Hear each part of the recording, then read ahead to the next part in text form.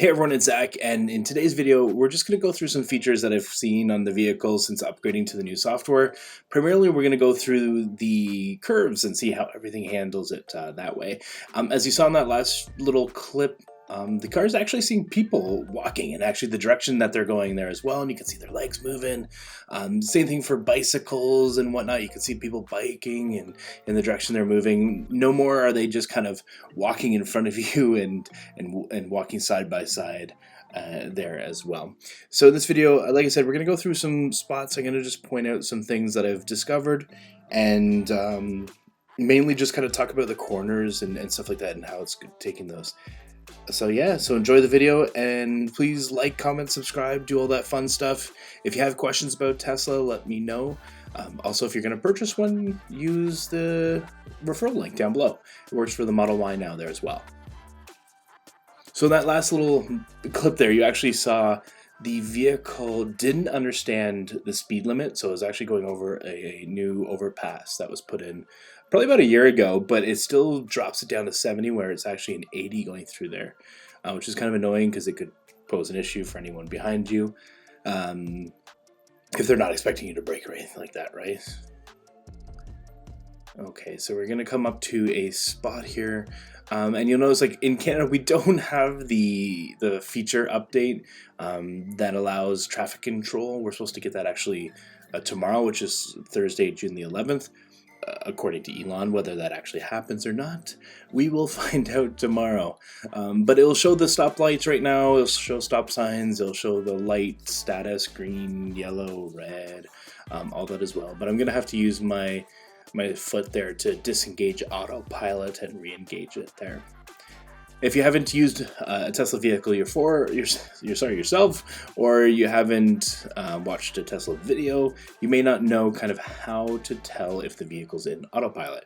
Because you'll actually notice that my hand will be on the steering wheel pretty much all the time, and that's recommended by Tesla, and obviously it's really a safe thing to do.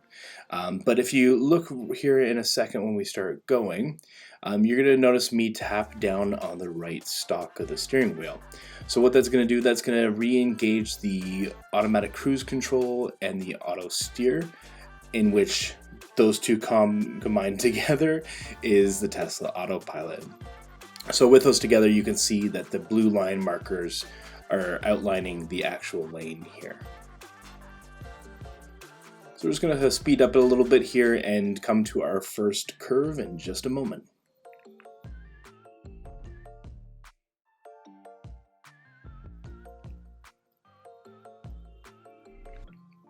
Okay, so here is that first curve.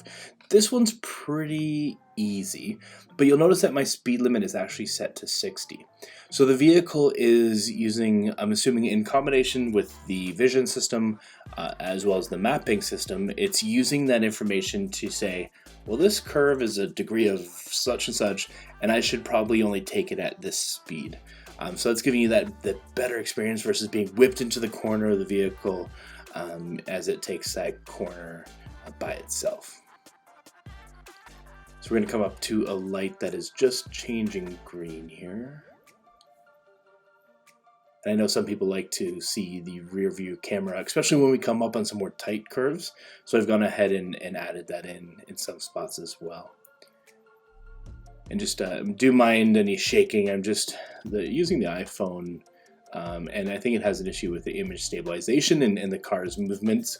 I've tried to stabilize this clip and many other clips as much as possible.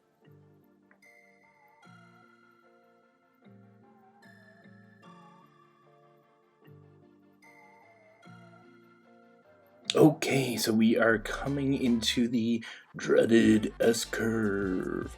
It's not really dreaded, actually the car handles it pretty well. You can see it's telling and seeing everything around us, it's seeing the lines, it's seeing the other vehicles, and I've pulled up the rear view so you can see how close it comes to the curves. It does come a little close to the lane markers, which is a little concerning in a curve that is that tight and close to other vehicles.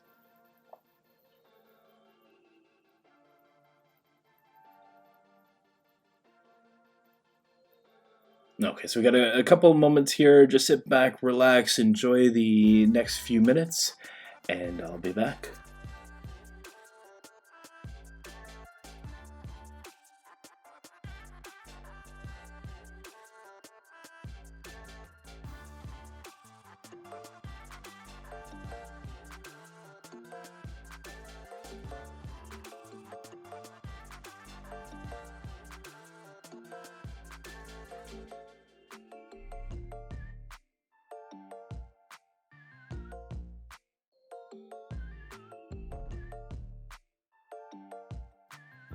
Okay, so I did want to kind of make a comment on this part.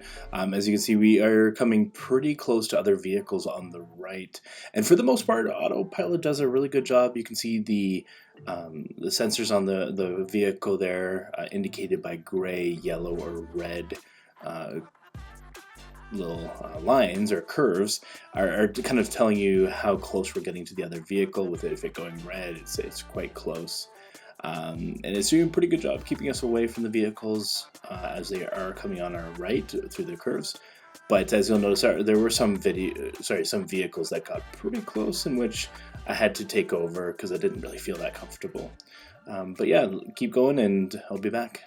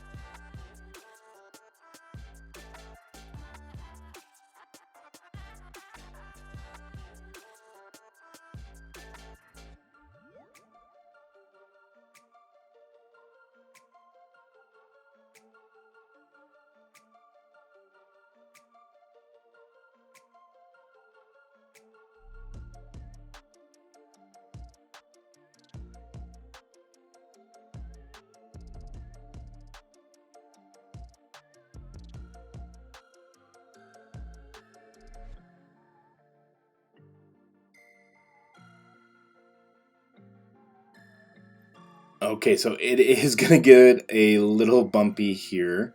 It's not too bad. I did some stabilization, but as you can see, I was set to go 60, but the car has slowed us right down to 29. The actual sign indicating the speed that you should be taking around this corner is 30, which that was kept really well by the vehicle, so I don't know if it's just a coincidence that it kind of went that speed and the sign was saying to go the speed as well. But you'll see we're going to come up to another vehicle there on our left, and it's indicated on the screen.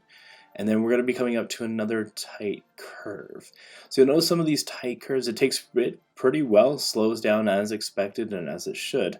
But then there are other curves that are very similar in kind of the degree of turn, and the car just doesn't do as good of a job.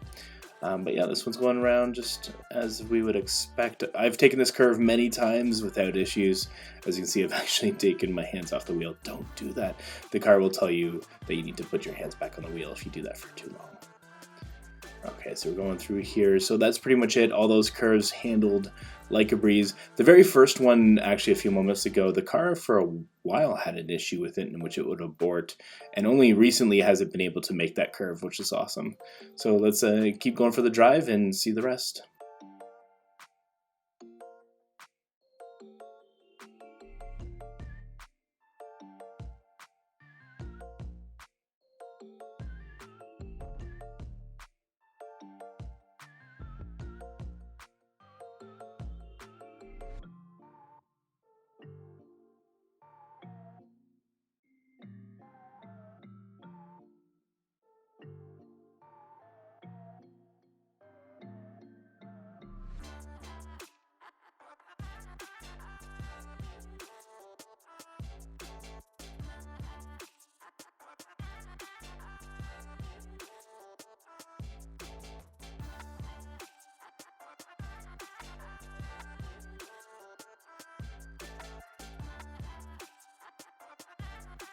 Okay, I'm sorry about the quality, but I had to include this.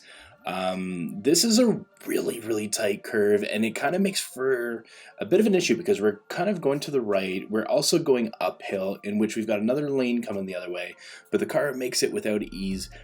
If you do notice and look through the blurriness, the car definitely did go into the other lane, so I really take this curve with caution. This road in general is very lightly traveled, so it's not really too much of a concern. But it's not something that I typically do with autopilot turned on, just because I know the limitations of the system. And that's one of the key things with using the vehicle. With using anything, you got to know what it can do and what it can't do. And if you're going to push those boundaries, you got to be ready to take over, which I was, but also know the best times to do it when there's lighter traffic and whatnot here as well. So we're going to keep going up and drive into our final curve. This curve coming up, the vehicle never makes, and I mean never. It has never been able to take this curve, and I try it every software update, just hoping and wishing that it will be able to do it. And maybe this time it will do it. We'll see what happens. But yeah, we'll be up to that curve here in just a second.